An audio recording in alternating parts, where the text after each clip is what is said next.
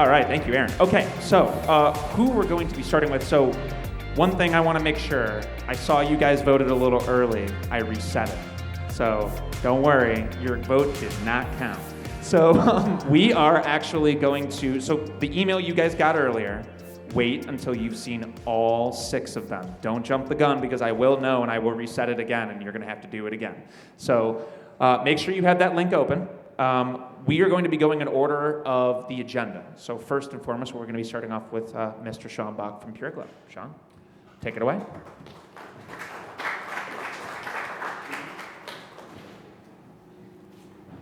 Give us 1 second. There we go. All right. Podium, hand mic. Hand mic. Okay. All right, so I've got 5 minutes. I could talk about this for 5 days, so let's light this candle, shall we? All right, so I've been in franchising for 20 plus years. Last 10 years, I've focused on launching beauty franchise concepts. So I launched Drybar in 2014, launched Heyday Skincare in 2020, and now I'm on to PureGlow, which I am an investor and co-founder in the franchise launch. So 1/3 of the population says they feel healthy when they have a tan. The issue is they aren't healthy most of the time. The reason being is that there are 2 major options to gain a tan besides the sun. There's the UV beds. They are an accelerant to skin cancer. They are an accelerant to the aging process. The other option is that orange look we all know, which is spray tan boost. It's an ineffective application, and the formulations are really crappy. So so you can see this is what a typical experience looks like. You have a woman she literally looked at herself in the mirror and didn't want to cry for how bad she looked, because if the tears started rolling, it would look worse. So of course there's a new burgeoning service called airbrush tanning. Airbrush tanning is when an actual human applies the application or the formulation. It's good, but the industry is ripe for disruption because it's all owned by mom and pops, underwhelming formulation, underwhelming service, experience, you name it. And that's where PureGlow comes into play. We believe we're going to win on 4 different categories or 4 different reasons. First and foremost, our formulation. Our formulation is proprietary and exclusive. When you ask our clients, they'll tell you that it's natural. That's code for I don't look orange. It is long lasting, it typically lasts 7 to 10 days, and they say that it's fragrance free. Second thing, in Aaron's call to action, we raised $1.4 million in the middle of last year because we wanted to franchise responsibly. Now what that means to us is we are focused from a business strategy perspective on achieving 2 main goals. Getting them to break even as quickly as possible and getting the return on their capital as quickly as possible. All right, so the third thing is we're building a world-class team. We've already recruited 2 executives from WellBiz. There's myself, our founder, Lauren. In addition to that, we have signed on 4 franchise partners. 3 out of the 4 actually come from the Drybar system. The other one worked on the Neutrogena account at Johnson & Johnson. In addition, we're hosting a Discovery Day next week where we've attracted franchisees from European Wax, Drybar, and one of the largest beauty buyers, one of the largest retailers. Next and last, what we want to do is, we've got a really great experience at PureGlow. We've got 2 locations open, a third which will launch our prototype design in Seaport. And what we want to do is we wanted to elevate the experience. So we partnered with a design architect group called Heitler Houston, based out of New York. They're the ones who designed and prototyped Drybar. They also did Vuori. What we wanted to do is we wanted our clients to come in and say 2 things. 1, they thought of everything. Secondly, I'm not going anywhere else in regards to getting an airbrush tan. So typically franchises will thrive and grow because they've solved the need for a client. Here, we're also solving a need for beauty service franchisees. And that's why we're seeing the attraction from all these beauty franchisees. So when you ask a beauty franchisee their biggest pain point, it's not client demand, it's employee recruitment and retention. What is unique about PureGlow is that you do not need a license to perform the services. The last time we opened up applications for 2 spots, we got 150 resumes. In addition, from a retention standpoint, when you compare our service providers to massage, lashes, estheticians, hair, they make more per hour than all of those other service providers. The reason being is that we do our services once every 20 minutes, so they do 3 turns. Our retail rate is $85 times 20%. That's a maximum of $70 when you include their base rates. So the other key is that we're hyper-focused on the responsibility of franchising. We want them to get back their return on capital as quickly as possible. Because we were able to design this from scratch, our box is 1,000 square feet, a very low CapEx. In addition, we are in the beauty space, so our margins are unbelievable. If you go through our item 19 and you extrapolate the information, our gross margins are at 80 to 84%. With royalties, brand funded merchant services, that's 70 to 74%. If you can't make money off of that, you're doing something wrong. Lastly, and most importantly, our why. I always said that PureGlow is at the intersection of health and beauty. And the reason being is if you add up all the cancer diagnosis, it doesn't even pale in comparison to how many people get diagnosed with skin cancer every year. We have an opportunity to positively change people's behavior for the better. Thank you.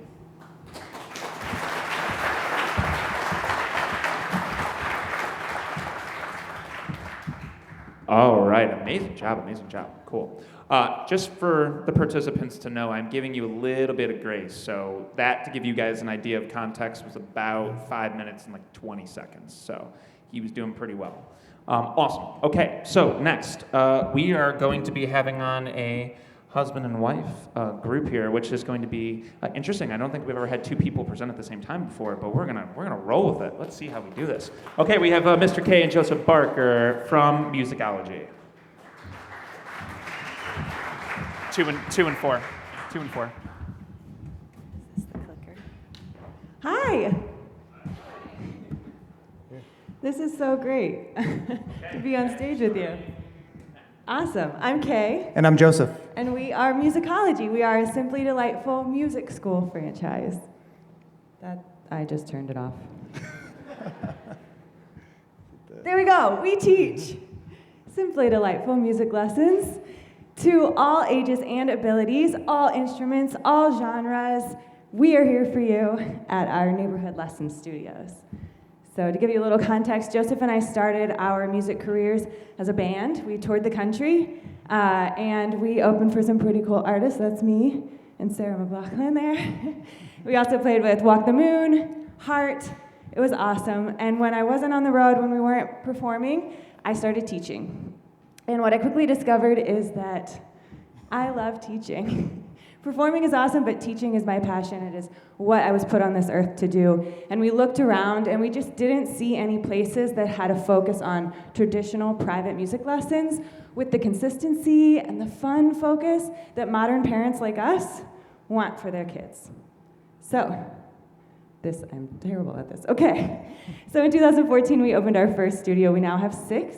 We have 1 franchisee, and we have 2 more studios on the way slated to open this summer. But we want to bring a musicology to every community, every child. So Sharks, we need your help. The Sharks. So let's talk about why music lessons. Music lessons is an old industry, but it is ready for a revolution. Private music lessons have been around forever. Mozart taught private music lessons. But the market is fragmented and unprofessionalized with no national leader. It's an old industry, and it's also a big industry. 85% of parents believe that kids in music lessons are better at problem solving and time management. And 54% of all US parents will sign their kids up for art and music lessons. And there are 73 million kids in the United States. So it's not a niche, it's a big industry, it's a big business, and it's ready for a modern approach. So here's how we do it. Here's how Musicology is poised to be the national leader in private music lessons. It starts with our membership model. It has high lifetime student values. And add to that our small teams. Each studio can be run by 1 manager and a small team of part-time teachers. We have 4 core programs It's mainly our private one-on-one music lessons weekly with a teacher, any instrument, any age, any ability. But we also have a toddler class, mommy and me style, for kids 6 months to 5 years. We have rock star programs, so you can play really cool songs with your friends at really cool venues. And we have lab style classes that really accelerate our students' learning. And we have awesome teachers. That's the core of who we are and what our business is, and we have the systems and processes and support to back that up, to train, manage, and retain those teachers. And we have a certification program that gives those teachers clear expectations, upward mobility, and professional development. And we, as the franchisor, qualify those teachers for our franchisees. So the teacher sends us a video audition, we look at it, and we tell the franchisee what that teacher is capable of teaching, on what instrument, at what age, at what ability, and then the franchisee, they don't have to know music, they don't have to do anything with that, they just decide if that teacher is a good fit for their culture and for their franchise. And then we also have beautiful technology. We couldn't find anything that worked exactly right for us, so we built it ourselves. This is proprietary technology that handles everything about running a studio, the scheduling, the billing. It's student-facing, it's teacher-facing, it's manager-facing. It makes running a studio as simple as it can possibly be. And of course, a passionate support team. It's us and our team with more than 60 years of a combined experience running and building this business together. We meet weekly, we talk about challenges, we build each other up, we talk about our mission, and it is an amazing community of people passionate and committed to growing this business together. We have curriculum. We have teacher recruitment. We have software. We have grand opening marketing plans, a 270-day grand opening timeline. We have all of the stuff that we've built to make owning and operating a musicology awesome. We might be workaholics. But that's because we're on a mission. We've built this company to grow, and we want to bring a musicology to every community in America because we believe that everyone deserves a great teacher. Every single child deserves a place where they can feel supported, understood, and successful. And we want everyone to join us in our vision that music makes us human. You learn compassion, you learn humility, you learn grit, so many other life skills in music lessons that have nothing to do with how great you get at piano. Music makes us human. And we believe that you are a musician. Yeah, you, every single one of you, we all have music inside of us. And that's what makes us musicians. It's not a job title, it's a mindset. And it changes lives. So, music makes us human. We are all better humans when we make music together. Sharks, that's what we're building. Help build it with us.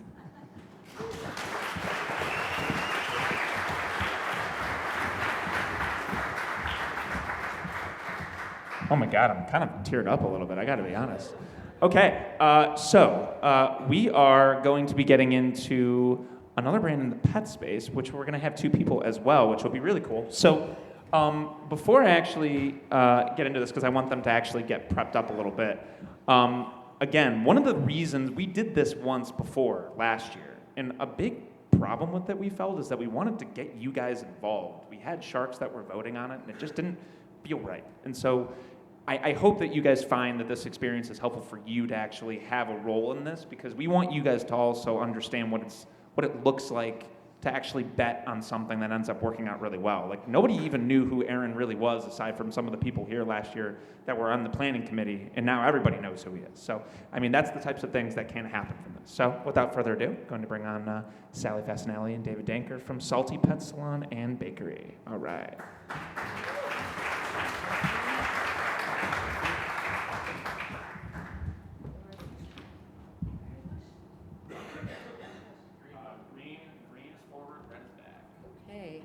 Hi guys. All right, I am Sally Fasinelli with Salty Dog, and this is David Danker. Who wants to be salty with us? Okay, so what and who is Salty Dog? We are a pet grooming franchise that also has a retail and bakery component. No, we're not cooking. It's just toys and treats and things like that, okay? But we are an emerging brand. We are not so emerging. I've been in franchising for way too long, although I love it. David's been in franchising forever. Our co-founders, Wynn Claybaugh, who is the co-founder of Paul Mitchell Schools, and partner with John Paul DeGiorio of Paul Mitchell. And then our late co-founder, John Kansky, was a Paul Mitchell franchisee. So we've got a lot of people backing us in this brand. We are really fun, and I want to show you a little bit. What is this? This is not the right one. Hold on, guys. Where's my video? I know. That's not the right video. Okay, I can't play the video, guys. How do I play the video? Okay, can you play it, please?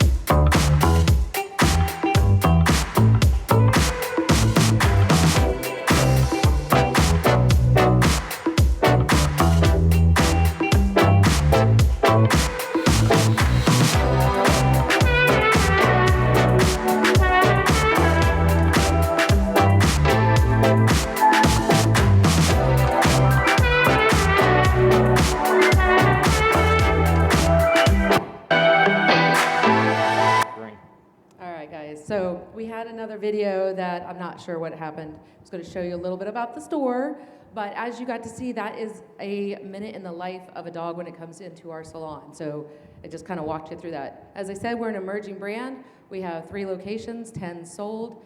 Each location has about 6 to 8 employees in it, so it's not very many employees, which is great. And the industry itself is radically growing every day. I'm going to give it over to David here, and he's going to talk a little bit about our concierge system. Yeah, definitely. So what's beautiful about the pet grooming space, didn't come from it, really learned quickly, is people care. I mean, who has a pet here? Let's just ask that question. Click it on. Everyone have a dog? Anyone? Cool. Do you bring that dog to get groomed or bathed or deshedded? I knew nothing about this 3 months ago, so I'm amazed by how many people come in every day and how particular you are with your pet. We love pet parents every day, and we care about the space and the environment that you walk into. So with that, as you can see on the screen here, we actually do everything in front of a glass window because we care about making sure that there is transparency with our process and seeing your dog through the process at any given point. We have a text message service if we want to go to so we set up this for operational success. We care that our franchisees who don't know anything about grooming can enter the space and run this and become an enterprise value. What that does for us as franchisors is it makes it so that we can have fewer franchisees running markets, making more revenue, more royalties, and more potential for our success and their success. We've built the platform with great vendors and great partners. From everything from site selection, LOI negotiation, all the way through how do you actually groom a dog.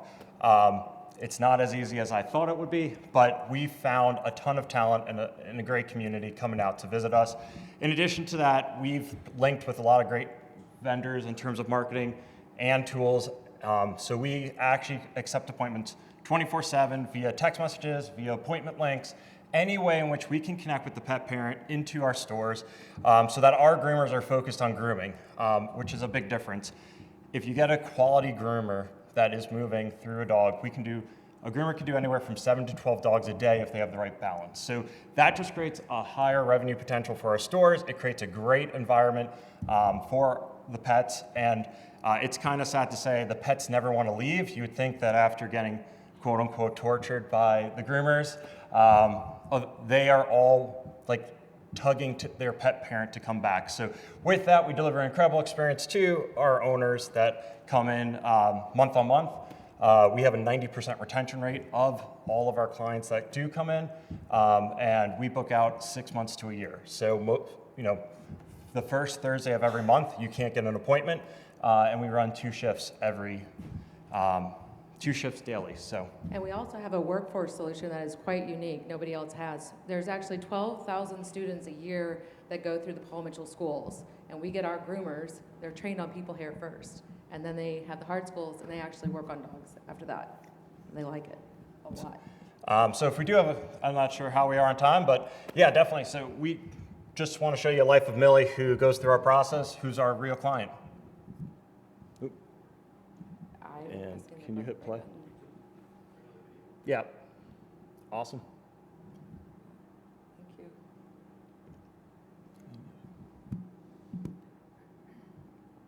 you. Back to get started. Here she's confused on why she's going up so high. She's like, what's going on? I start off her bath with Shed Control shampoo and I diluted it in this mixing bottle, which makes it easier to apply onto the coat. And as I'm applying, I'm also massaging her coat with a Zoom brush. Then I left it on for 5 minutes and rinsed her down. Then I applied some Shed Control conditioner, which I left on for 5 more minutes. Meanwhile, I'm massaging her coat, and then I start off with her facial. Here I use the Tearless Blueberry Facial, which is good for getting around the eyes. Then I rinsed her down, starting with her face first. I towel dried her and put some oral care in her mouth. I brought her to my table for high velocity blow drying. I trimmed her paw pads, I trimmed her nails. I brushed her down with heat. I cleaned inside her ears, and then I sprayed her with some deodorizing perfume. I put her bandana on, and I'll see you again in 4 weeks. So that's what it's like to be a salty dog. Awesome. All right. Thank you.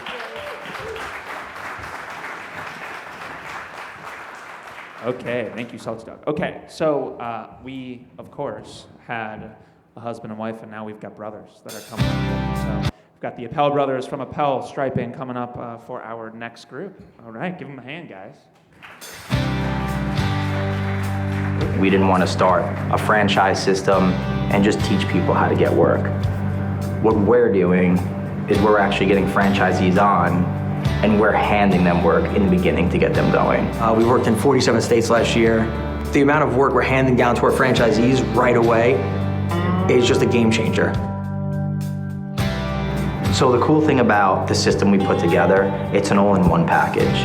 We've spent the past 21 years understanding what the best tools are for the job.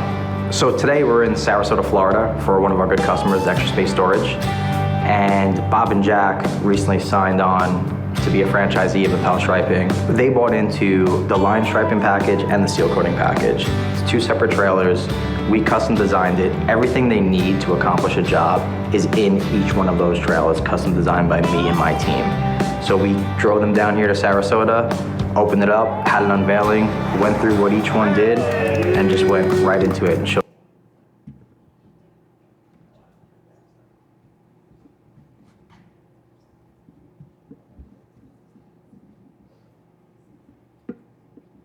Making us look bad. Oh boy.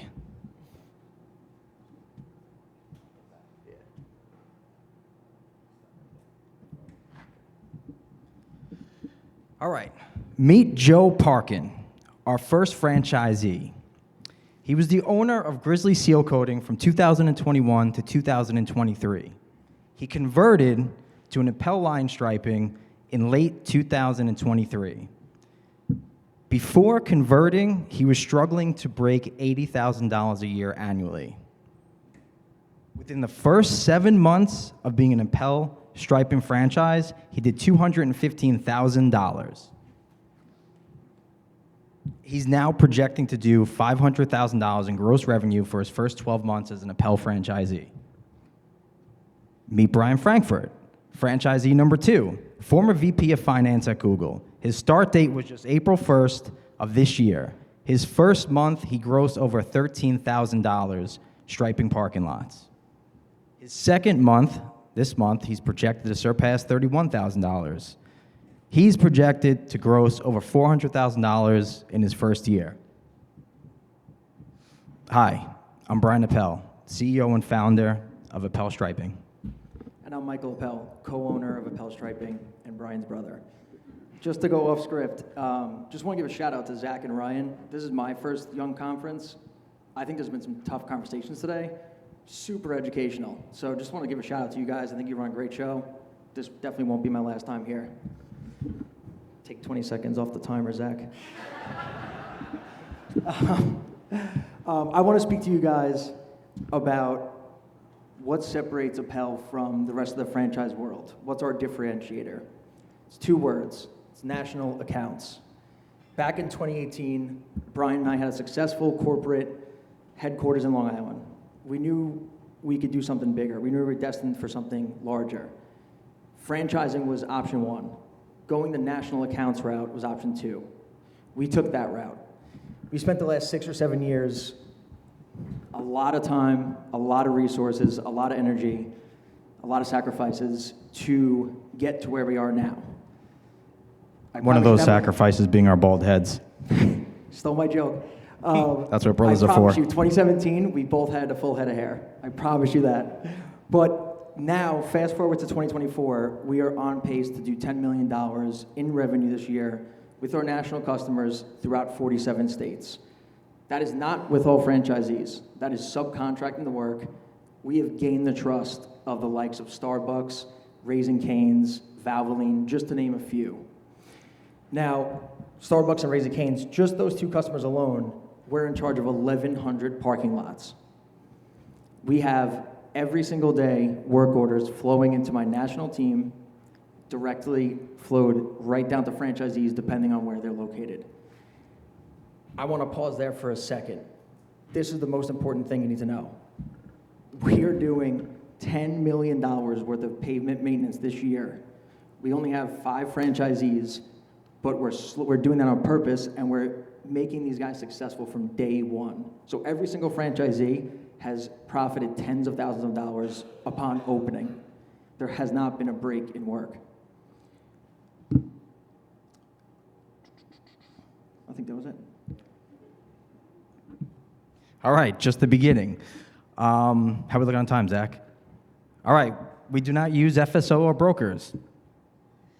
So just like Mike said, the biggest thing is guaranteed work on day one from the Appel national team that Mike leads. We spent $0 in advertising spent to sell the 5 territories. It's simple, low overhead, and high margins. And of course, we have the national brand recognition. And just to reiterate on this, we have a 15% national royalty charge to our franchisees for any national work given to them. You might say, oh, that seems pretty high. At first, they do balk at that number. But then when we show them the margins of the jobs they're doing, there's actually plenty of profit in there for them. So this has been a very successful, I call it a beta test, but now we're on to franchisee number 4 and 5, that it's working. We do not, this is the last thing I'll say, we do not look at ourselves as a franchising company. We look at ourselves as a national pavement maintenance company who also franchises. We just didn't think it was responsible to grow the hell out of this thing with multiple franchisees around the country and not have work for them day one. All right, guys, thanks for hearing our story. We appreciate it.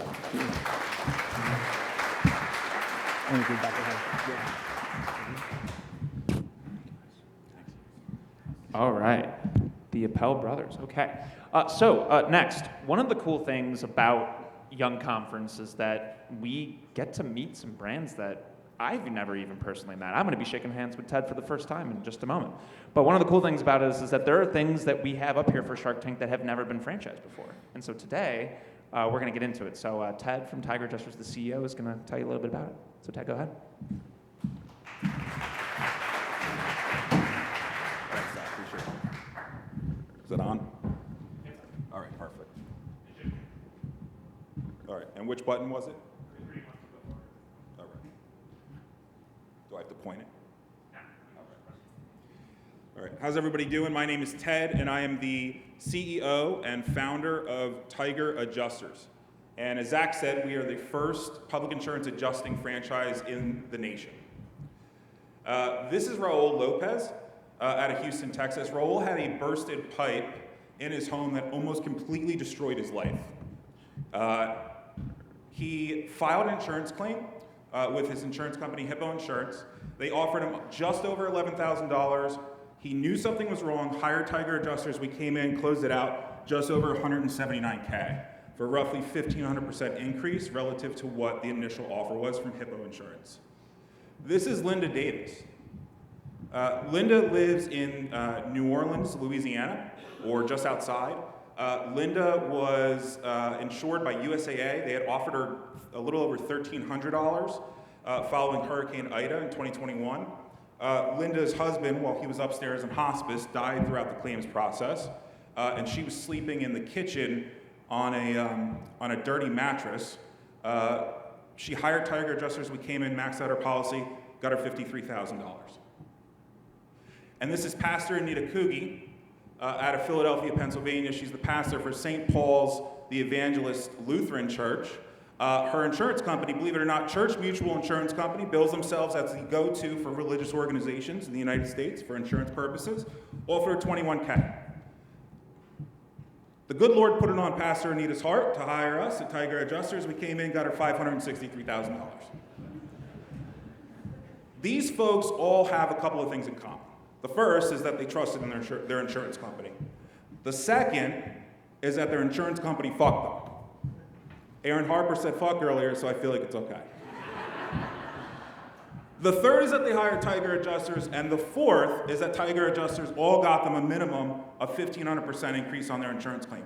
The fifth, right, is that they're representative of a systemic issue in the insurance space, right?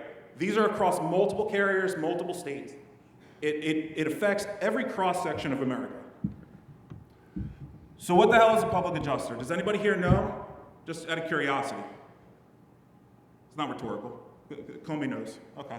All right, so that's the problem in this space. There's a consumer awareness problem, right? So what a public adjuster is, high level, we're hired by the consumer, the policyholder, to represent them against their insurance carrier to ensure that they get what they're entitled to under their contract, right? Under their insurance policy, which is a contract. So that's kind of what we do. So we go out, we assess the claim, we go in, we do inspections, we write damage estimates, we submit them to the insurance carrier, and then we strong arm the insurance carrier, for the lack of a better term, right? Hold them accountable. It's probably a more polished way to say it. Why are we the first ones in the space to move into the franchise space? The industry's fragmented, like a lot of the other industries here today.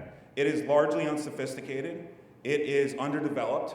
That's driven anecdotally by a lot of complacency because there's just a lot of fucking money in the industry.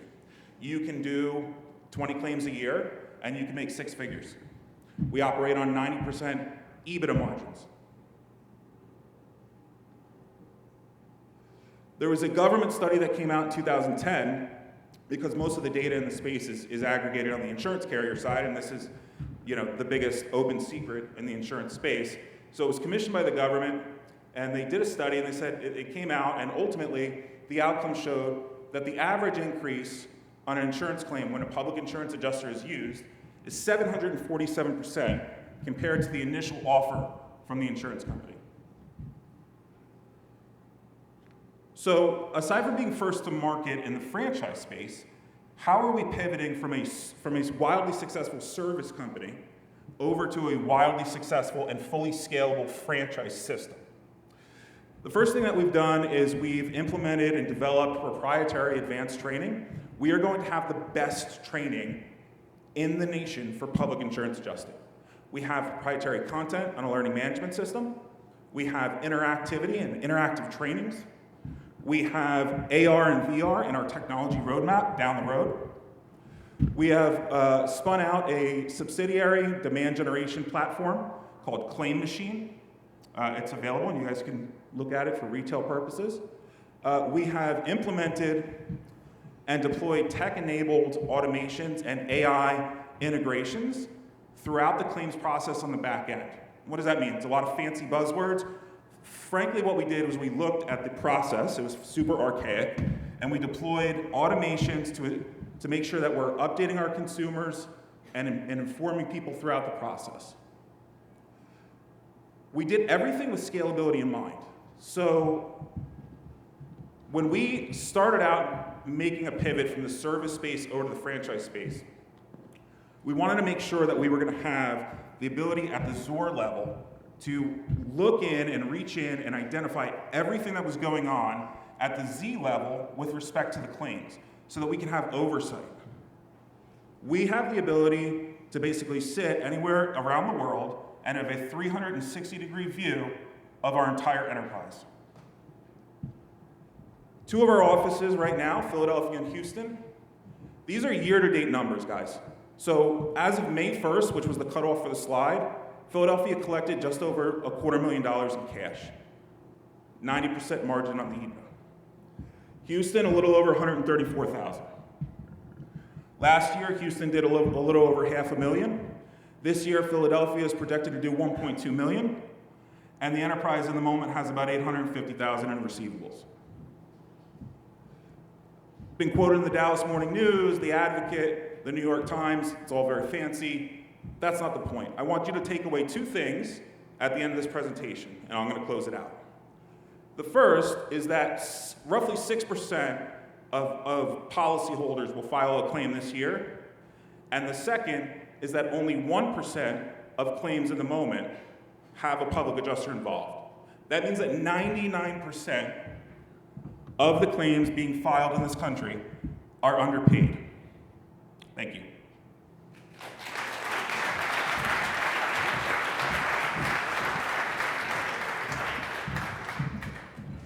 Okay, we're going to be bringing this home, guys, and then you guys get to vote officially.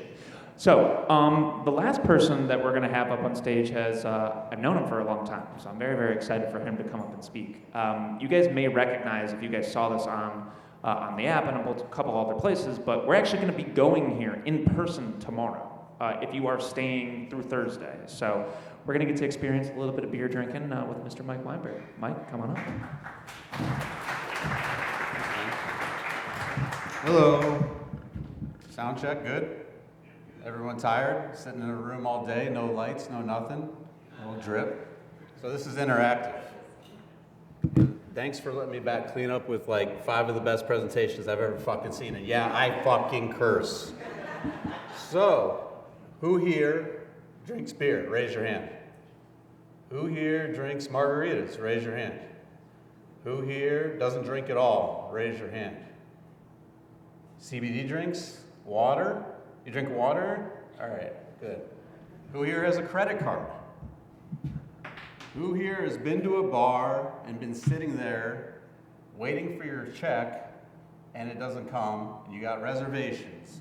Your wife's yelling, this happened to me last night, or maybe 2 days ago. Your wife's yelling at you, we gotta go, we gotta see the movie, we gotta go. You can't get your check. Does that happen to anyone? Cool. I present Tapster, the solution. So the founder, his name is Roman Malachevsky. You all appreciate it. He was supposed to be here. He is currently opening a bar, yelling at a health inspector about ADA compliance and trying to put in a stainless steel table in Seattle. So you got me instead. I am his partner. He is the founder. He does a much better version. But while I'm talking, I'll let you kind of get to see him. Maybe.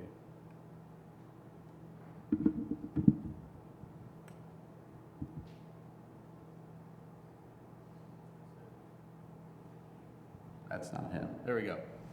This is our bar in Philly. So we have a bar in Philadelphia, a bar in Seattle, a bar in Cleveland, Ohio, which is franchised. As Zach said, we'll be going to Lincoln Park tomorrow night for anyone that wants to come. It's a good time. Lexington, Kentucky franchisee, under construction development, probably about 9 to 12 months out. So the beauty of Tapster is everything I just said. You walk in, you give them your credit card, and then you do what you want. In a second, you'll kind of see what I'm talking about. You get to pour, it's charged by the ounce, right? You can get your iced teas, your spiked iced teas, you can get your waters, your CBDs. You ever get a drink you don't like and you don't want to send it back? Well, there you go. You get to try, we have 50 taps usually, 36 to 50 taps. You get to try it. Oh, that one sucks. You pour it out. That costs you 37 cents instead of $10 and waiting for half an hour to get your new drink. Anyone ever have a drink sit on a table and you don't want to drink it because you don't know what's going on in the bar? You don't have to deal with that anymore. Anyone here in service or franchising where you cannot find a good labor pool? Guess what? We run on 2 to 3 people. We don't have a restaurant. Why? Because you get the BYOF. You bring your own food. I don't care what it is. If you like Indian food, bring it in and drink it with your beer. Last night I was there, someone brought in a charcuterie board and started watching the game while someone was playing Parcheesi over in the corner. You get to do whatever the fuck you want in our bar, And I'm old, so I like it, but the young people, it's like, this is what it's all about. The best part, it's on your time, right? It's not on anyone else's. Come as you want, do what you want, drink what you want, have some fun, leave when you want. That's it. That's Roman. I'm done, man. See y'all at the bar.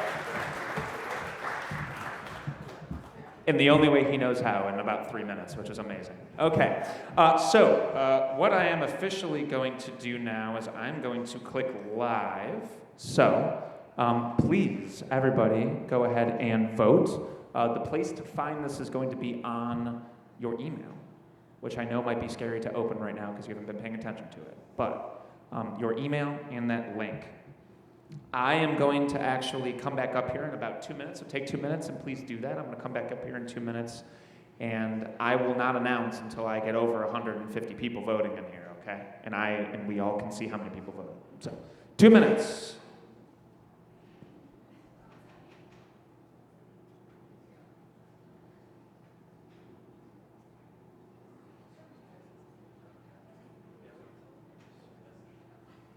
It's going to be from H. Durno, folks. H. Durno will be where the email is from.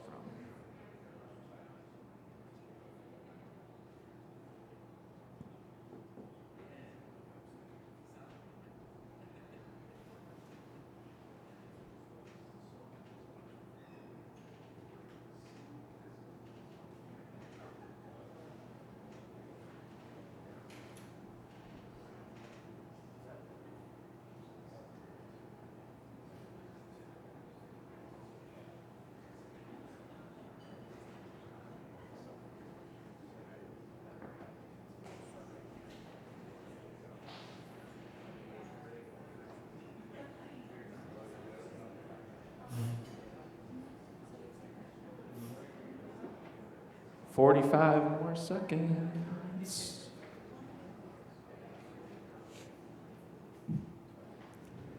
Okay, I'm going to give it another minute because people are lagging and we're not over 100 yet.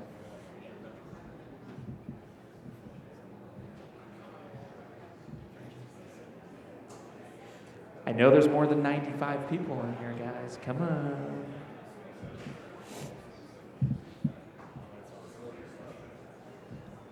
It also might be loading slow. Thank you, Jake, for letting me know.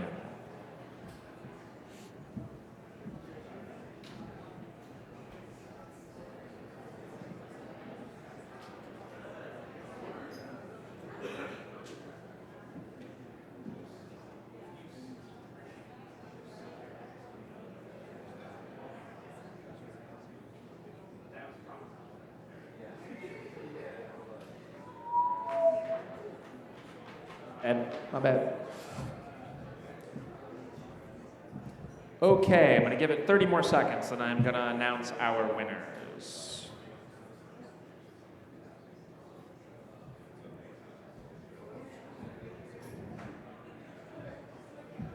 Come on, people, get me to 115. We can do it. We can do it.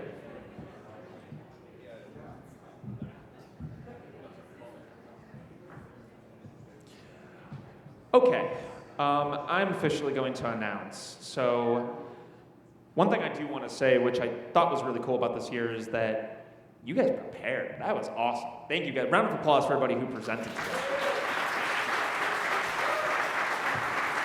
Like, wow. Like, that was beyond my wildest dreams and what Ryan and I probably would have ever thought, when we first did this. I think that that was amazing. So thank you guys very, very much for putting in the time more than anything. So I'm just going to name all three of them together. Here's how it's going to work tomorrow. So for folks who were here last year, we're going to have we're going to move the panel, we're going to move the podium over here, and then we're going to have the Sharks be sitting. And they're going to be going through 10 minutes of questions for these three people tomorrow that do make these three groups. And the winner of this, of course, will have the ability to be a Shark next year, like Aaron is now. And of course, one of the best parts about this is that Aaron gained a lot of mentors from this experience. He was able to actually have open dialogue and conversations with every single Shark and is still in touch with all of them today. That's the thing that you guys gain from this, is the ability to be able to These people are going to know the ins and outs of your numbers because they're going to be asking. It's going to get pretty deep, but it's going to be fun. So the 3 people, and I'm going to name them in order of who had the most votes. I'm not going to name the rest. I'm just going to say the 3 people that made it. Number 1 was Ted from Tiger Adjusters. Ted, congratulations.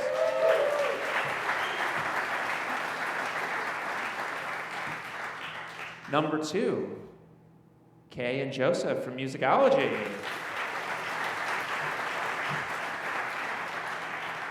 And number 3, the shortest of them all, Mr. Mike Weinberger from Tapster, has made it to the next round. Congratulations to all 3 who have made it to the next round. Congratulations to everybody who actually participated this year.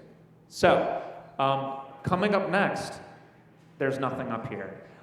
We are actually now going to be going into a break where you guys are going to have a long time to decompress, catch up with people. The bar downstairs is serving drinks right now. The bar upstairs is serving drinks right now. So either place you guys want to go to do that, feel free. The only thing I ask of all of you, 6:30, I believe it's 6:30. Is it 6 or 6:30?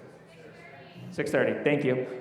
Thank you, Haley. So 6:30 at Umo tonight. If you guys have questions on how to get there, Google Maps should help you. Please don't have everybody text me because that's very stressful. So 6:30 p.m. at Umo, UMMO. See y'all there.